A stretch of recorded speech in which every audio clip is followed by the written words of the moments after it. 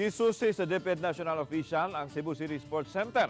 Isip kabahin sa pagsiguro nga mahanay ang tanan alang sumabot nga palarong pambansa 2024. Ano ang report? Gipangunayan ni DepEd Assistant Secretary Francis Bringas ang in-charge sa palarong pambansa ang pagsusi sa Cebu City Sports Center nga mao'y sentro sa dakong kalihukan sa paugnat sa kusog. Giubanan siya ni Cebu City Acting Mayor Raymond Alvin Garcia din gisusi nila ang track oval. Nakita nila nga hapit na makumpleto ang rubber rice sa track oval ug nakita nga hapit na sa mahuman. Positibo ang DepEd official nga mahimo sa Cebu City ang tahas aron masiguro nga mamahimong madampuson ang palarong pambansa.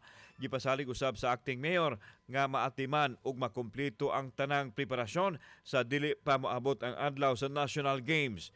According to the contractors at yung mga nagpre-prepare ng ating athletic oval, on time naman sila, so we are trying to look if there are still some refinements or minor adjustments that we need to make para maging safe sa ating mga athletes yung ating athletic oval. Coming from her saying that we are on track, that is already enough satisfaction for me.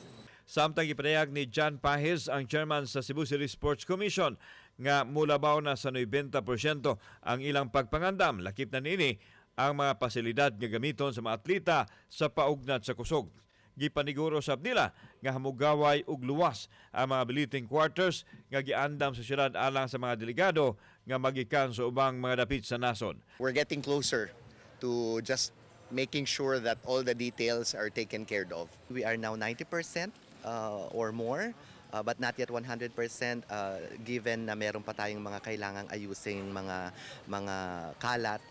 That's minor naman. So, but all other venues are okay. Kauban si Clover Lumayag, ako si Alan Domingo. Balitang Bisdak.